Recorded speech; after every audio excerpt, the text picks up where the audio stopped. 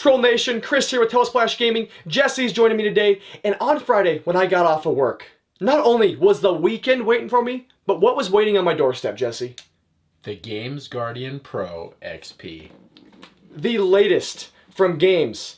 Their 2019 peripheral. It's the biggest, baddest, and it's the best. So, let's talk about it. Let's talk about the unboxing, and is this worth your hard-earned cash?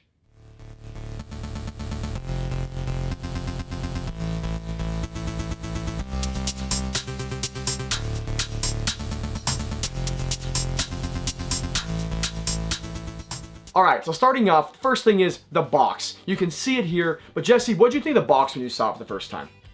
Well, it was, I guess, about like I expected.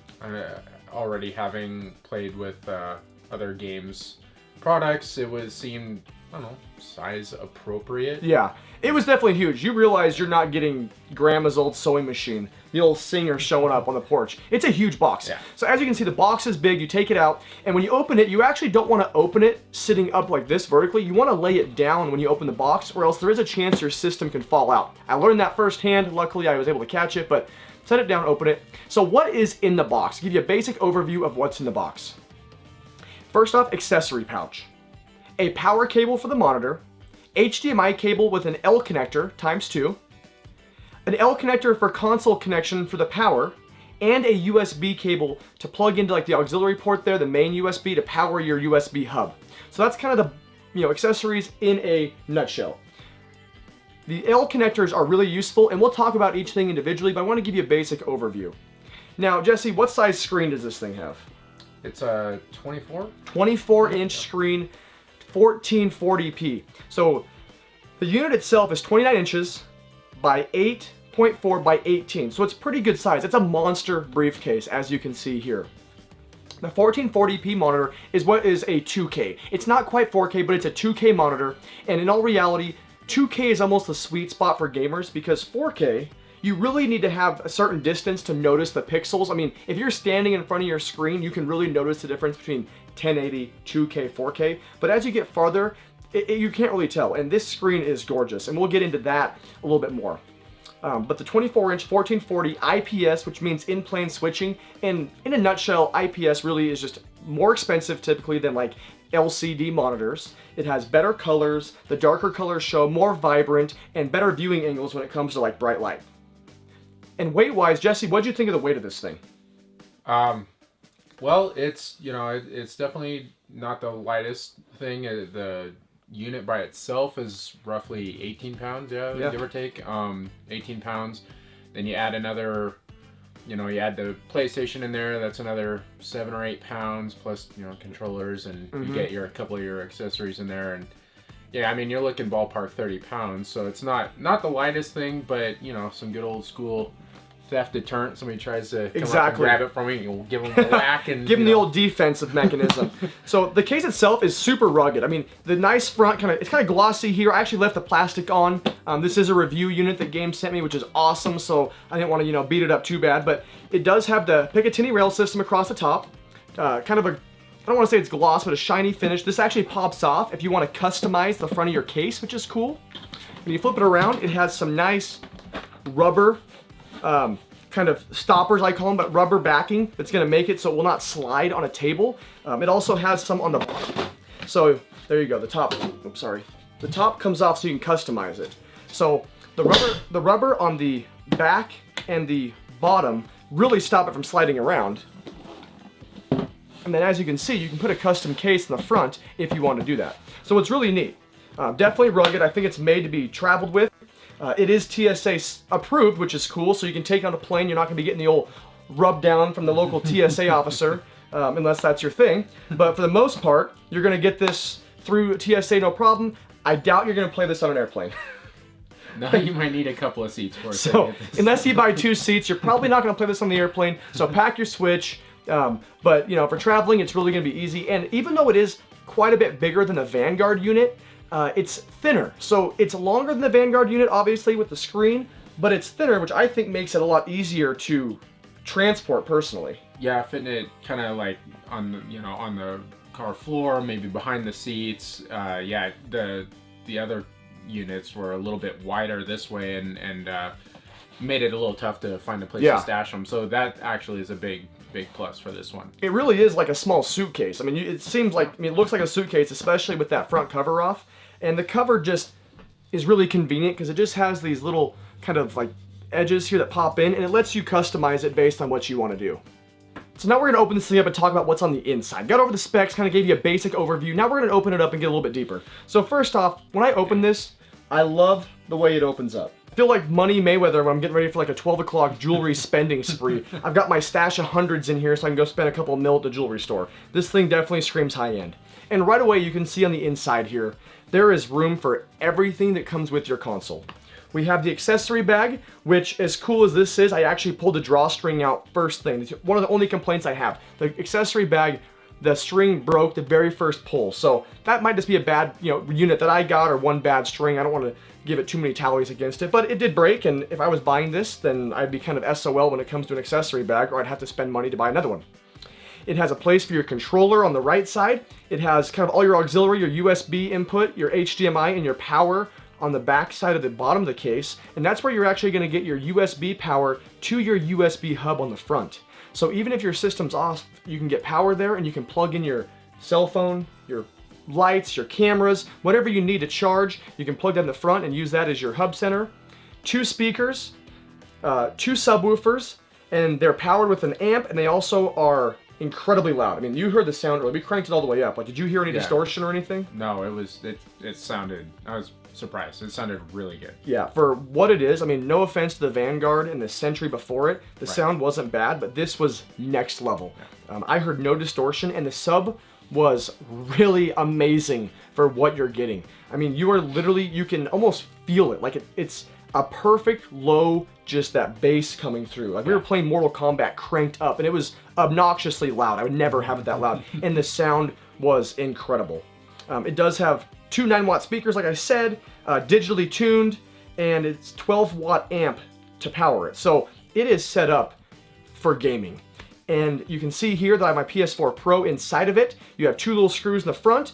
You pop that up, and then when I was initially getting this kind of system, this like rail system here that kind of keeps the system, the PS4 in place, it took me a minute to pop those tabs out, but once you did, it was easy to get in and out. And you pop this open, you have straps, strap your system in, and put that back down, and it's secure. Now, the L connectors.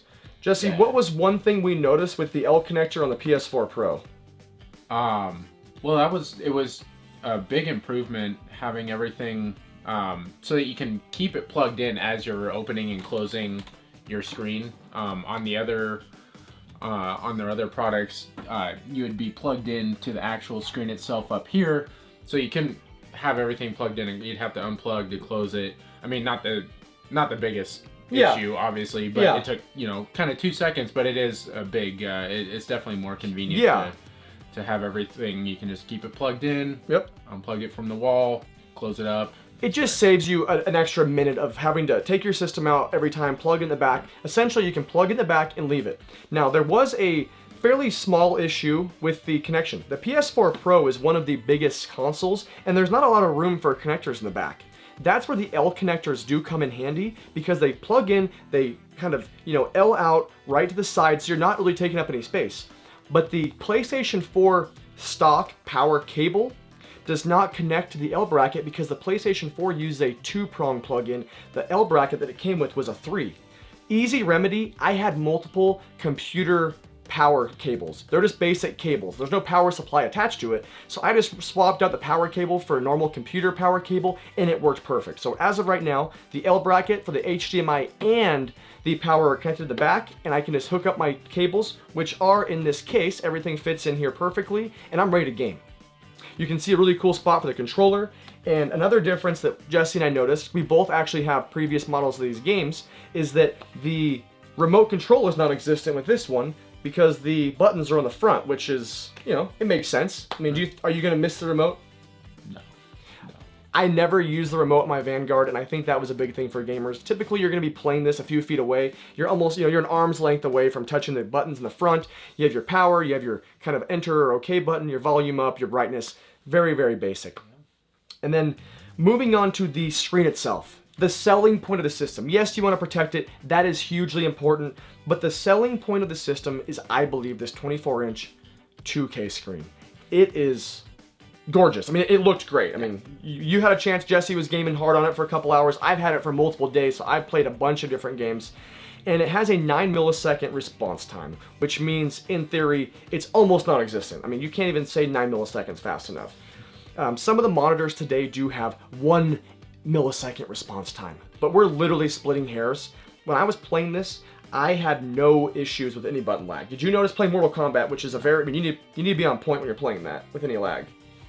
No, I mean it was good. Obviously, maybe I'm not the best Mortal Kombat player that I wouldn't notice it, but no, it was great. Yeah, we were playing Mortal Kombat, and it was fun to watch the fatalities. The unfun part was that it wasn't Jesse performing them; it was the computer performing them on Jesse most of the time. So you'll get to see them. Exactly. So this screen, I have some video here. It's shot with my camera because I wanted to do it in the dark. I have this screen with my Vanguard next to it playing. And the cool thing is, this also has an HDMI pass-through on the back of the unit, which is awesome. The reason that's cool is if somebody's gaming, they can send this out to a capture device, they can put it on a bigger screen if they have a crowd watching, or you can just, if you have buddies over and they don't want to hover over your shoulder, you pretty much put this through the HDMI capture, put it to your bigger TV, and they can watch you play while you're kind of off, doing your thing. So it's kind of a cool thing. But what I used it for, I actually plugged in my Vanguard to this, so it was getting the same exact signal from the same PS4 to both screens, and it just kind of shows you the difference. What I noticed with the Vanguard, and Jesse didn't get to see this live, was the Vanguard, I thought it looked really great, and it still holds up, but the darker colors, the grays, the blacks, they looked more green. Where on this system, this thing showed the color depth so well. I mean, I watched Stranger Things on it, and I have a 4K TV. It's an E model, so it's not like the higher end 4K. And frankly, this actually looked better than my LG E-Series, 4K TV. When I watched Stranger Things, the black colors on Netflix were a little bit lighter and more grayish than on here. They actually looked more kind of true to what they should look like. And that was the biggest difference to me. And then when I loaded up YouTube, I noticed that the red around YouTube was so much crisper on this than on my TV and on the Vanguard. So that was just a couple things that I noticed. I don't get super deep into like the specs. I'm not a snob when it comes to like the video. I mean, I like good graphics, but I mean, we're at the point now when like we're really splitting hairs when it comes to things. So if there's no lag, that's what's most important. And then if I actually can notice a difference in color, that's important. Every game is going to look great, whether it's going to be on the Vanguard, the older Century, the Sentinel, or the Guardian. And that kind of leads to the next point, is who is this for? Oh yeah, how about these guys right here? Good old Robert and Wes at Gaming Off the Grid, tailgating at every convention they go to. Well, it's probably more, I mean, I think for who would be looking for this, I mean, you're a great example. Somebody who, pretty hardcore gamer, but on the road quite a bit. A lot. Do a lot of moving around, stay in hotels and moving the PlayStation around a lot. So not only is it the convenience of having the screen with you wherever, and probably a better quality screen than you're gonna get in a lot of hotels.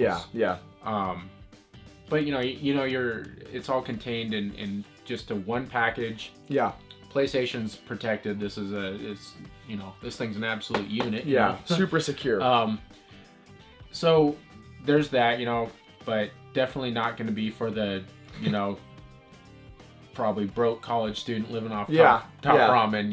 It's a little bit pricey. Yeah, and we can get to price points, the elephant in the room. I'll get to that at the end. I think it's also going to be great for military, the men and women who serve our country that are traveling all over the place that want to game. I mean, we have gamers of all races, all sexes, all countries, and our military is all over the place, and they deserve an amazing experience. So why not get the best? And I think this is perfect. And it looks military grade anyway. So I think anybody who's in the military, this is the best gaming setup, and you definitely deserve it. Obviously, professional Twitch streamers, gamers of that, they're going to want this. This is going to be for that person that may be making money doing YouTube, making money as a gamer, then this is the system. Why wouldn't you have the best? And that kind of makes it what it is. It is the best. I don't have the best car. I'm not a race car driver. Right. I don't have to drive for a living. I don't need the best car. But I do play games, not for a living, but as a major hobby, and it's part of my, YouTube channel. So for me, I kind of want the best, so I can justify a purchase. I think we could all justify purchases if we wanted to. Right. For the professional gamer, you have this Picatinny rail system that I really haven't talked much about, but it's basically, you see it on firearms, you see it on assault rifles, usually to hold scopes and things like that. Well, this is actually made to hold lights, to hold a camera, to hold a mic. So this is really amazing for those streamers. Now again, minor complaint here. I wish it would have came with one accessory to mount there, because everything is going to be bought separately. Now I get it, you gotta cut costs, I don't know what their costs are on this, but it would have been nice to get at least one accessory with it, so you could hold a mic, hold a camera, hold a light, something, just to make it kind of the streamer or the hardcore gamer's full experience. But that's just, again, something small, but it is something that I thought would have been nice, is to include one accessory that you could have mounted on there. I will leave a link in the description below to Amazon to a couple things that will mount perfectly, and they're 10, 15 bucks, but again, it all adds up, but there is options for that. So I think hardcore gamers, military, people like myself who are working on the road, who don't want to pack it in a backpack, who don't want to hook it up to the TV at the hotel, it's easy for me to plug this in, and again, you're right, it's 2K. I'm getting one of the best screens. And lastly, I think it's time to talk about the price. It is $700. I mean, Jesse, do you have $700 to throw at a screen right now?